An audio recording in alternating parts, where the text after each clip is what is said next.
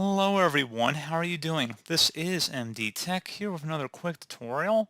In today's tutorial, I'm going to show you guys how to resolve if OneDrive is stuck on processing changes.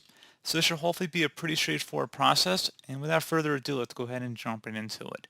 So first thing I recommend doing would be to turning your proxy settings off if applicable. So if you're using a proxy server to connect to the internet, I'd recommend turning that off.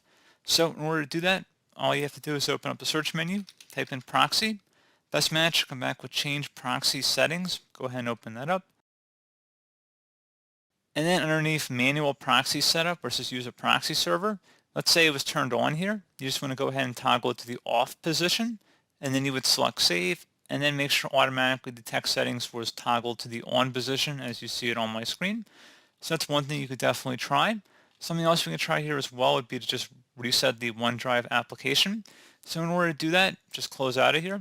And I'm going to have a path in the description of the video. It starts with a % and ends with a /reset. So go ahead and copy that and then paste it into the search bar when you're going to search Windows.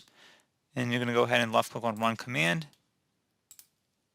And that should reset the OneDrive application. And then you just would sign in with your email address. And that should hopefully be about it. So pretty straightforward process, guys. Do hope that I was able to help you out, and I do look forward to catching you all in the next tutorial. Goodbye.